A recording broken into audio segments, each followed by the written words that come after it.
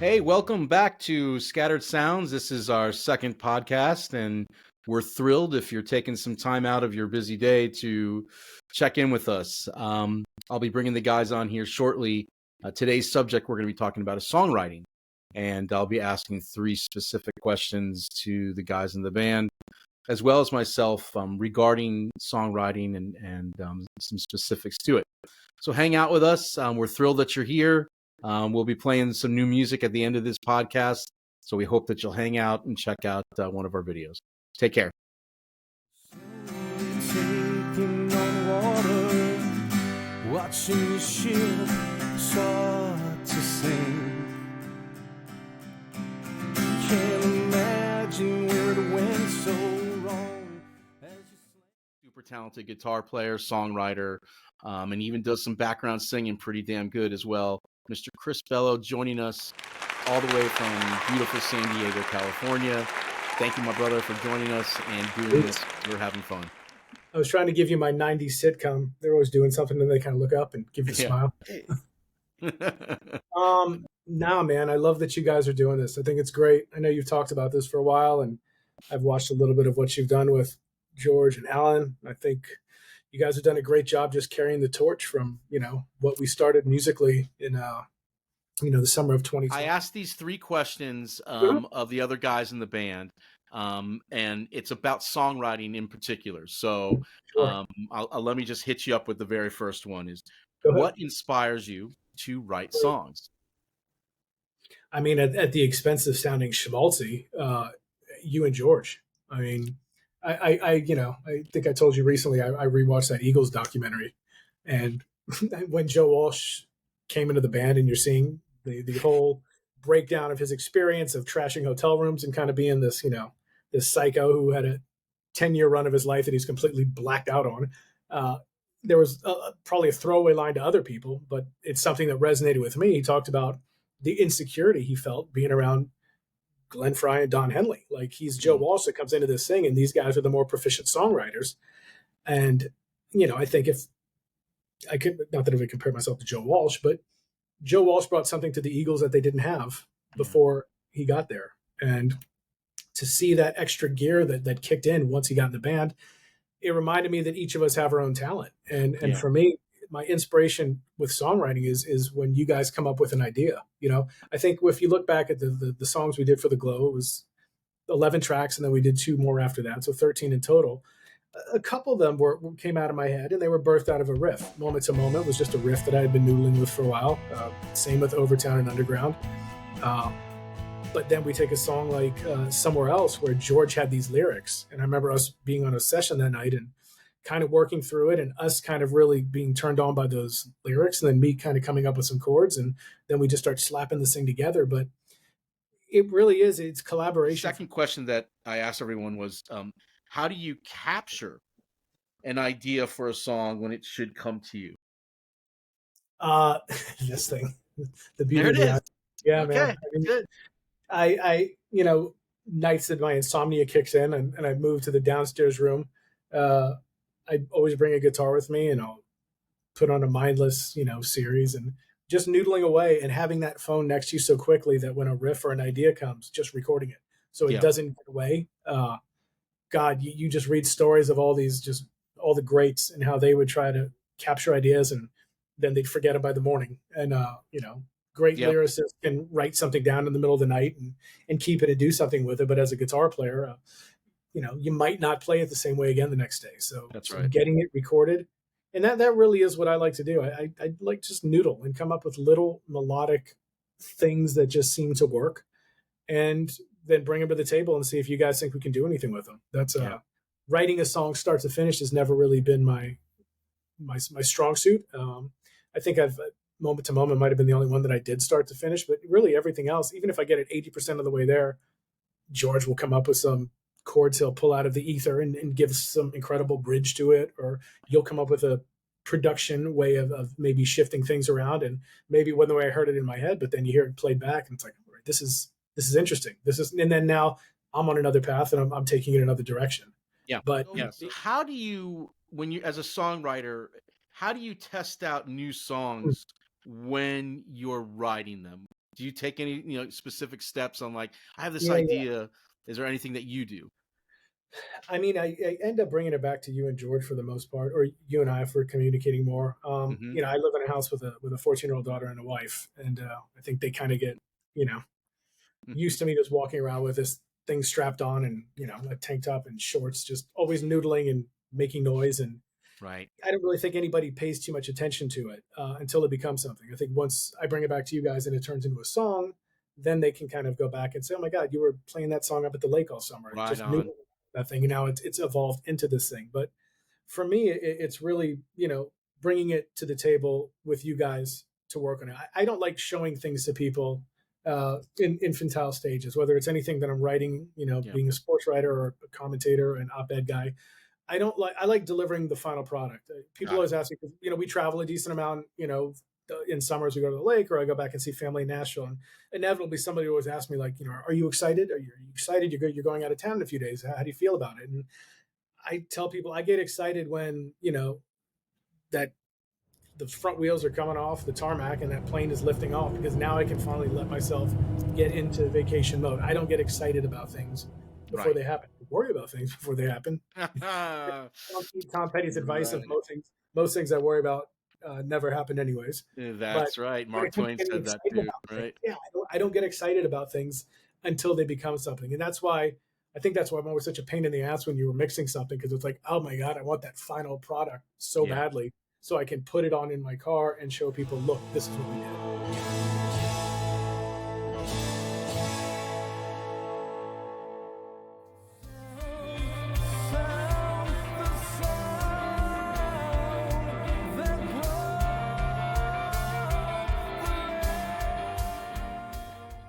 The first thing I do to capture an idea over a song is I dig a 6x6 hole,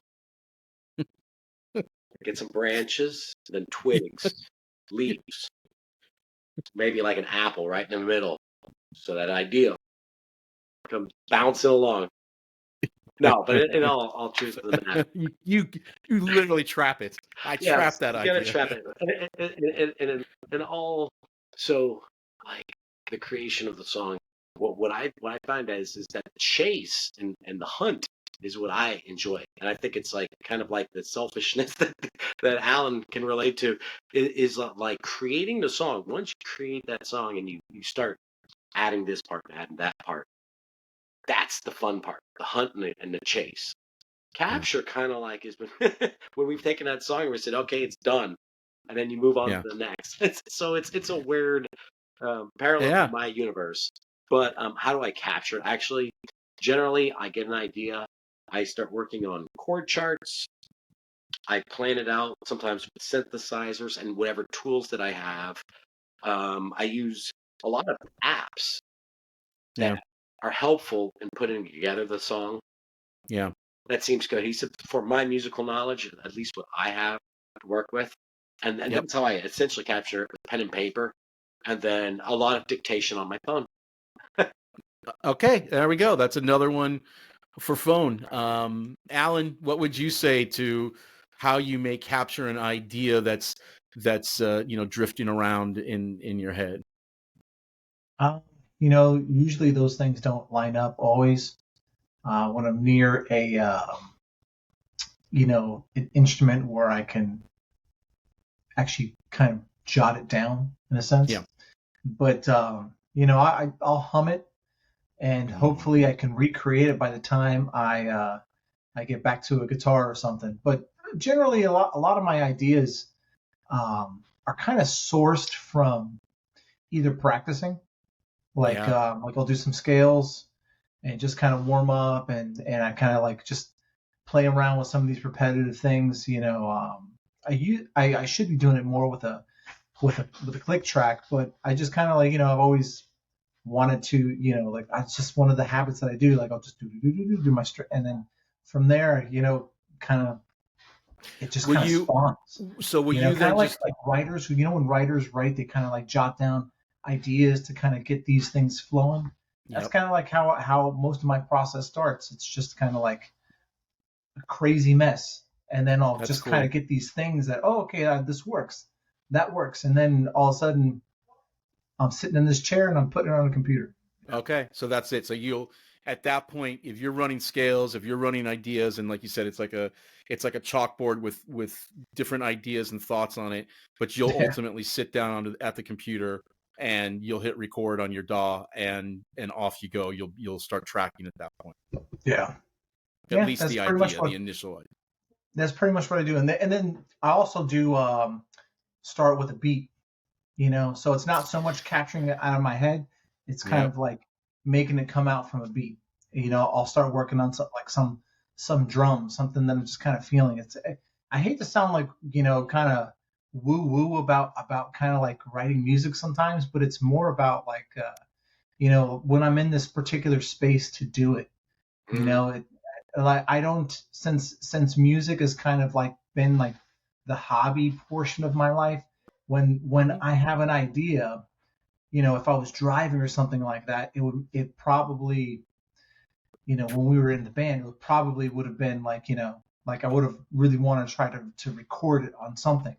But these days, they come and they go. I kind of like try to create these areas when I have time to Yep. do my expression and Yep. get it that way and kind of leave, the day to day, take care of the bills, get the trash, do all this, all that kind of stuff, leave that for my day to day, So it's kind of weird. It's evolved over time, but that's where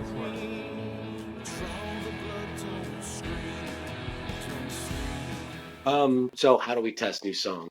I oftentimes I have a few. Well, first of all, I bounce it off you guys, my band, and I think that's the biggest test of all. I think you guys have worked long enough with we've worked with long enough with each other to know that like if it's shit, we're not even going to submit it. Right. Sometimes it's shit. Right. But Right. I have other friends, close friends, a few musical people that I can bounce some musical ideas off of them.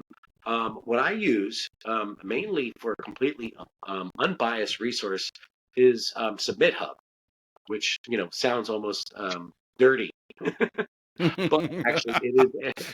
Yeah, no, but it's a great site that with a little bit of you have to give what you get out of it. So I have to review songs, and after I review a certain amount of songs, I earn enough credits to have my songs reviewed, Mhm. or you can pay for them. But what you do get is you can get premium or a standard credit where people will actually tell you if it's crap or not. You're getting a vast variety of people from around the world that will tell you, hey, your mix is a little muddy, and that bottom end on that bass is crap, or the singer, he's a little pitchy, or um, crazy chord progression. Move on. Now, if you can't take some criticism, you probably shouldn't. And you don't have enough skin in the game. You shouldn't be doing this. But I find it a great resource because sometimes I have 50 people listening to a song, unbiased, and they give you an honest opinion. Yeah. That's It's nice. all about And being on this website. It's about you have rules to follow when you give your opinion as well. So it's a good thing. and you're able to delineate that it's a demo, it's a first mix, it's a first master, it's a final master. So the listener knows that they just may be listening to an idea, and as a songwriter, as an audiophile, or whoever may be listening, they might say, "Oh, okay, I know that this is just their initial idea." And of course, our ideas have some, we have some structure to them. But Absolutely. yeah, I like the bad reviews. It's almost like the National me Enquirer. me too, It's like me you too. want to hear someone giving it to you. It's a good thing. I hope we get someone to say something shitty in the comment section on one of these podcasts, because if that happens, then we've made it. So right, that would be great. We Alan, get what do trolled. you do? What do you do when you're writing a song? How do you how do you test it out? Do you let your wonderful wife Sandy, listen to it and she'll be honest with you? How do you do it? maybe you guys actually. I do give Yeah. it to her, but Yeah. mainly you guys. My circle is limited, that I expose it to, but As is mine. Yeah. yeah. But yeah, that's basically what I do. Yeah. It's just Working from home has its disadvantages, right? Because if I were working in the office, I could bounce this off of all my colleagues. But when I'm working from home, my universe is definitely shrunk. So I do leave it to you guys, the professionals. I'm like, what do you think?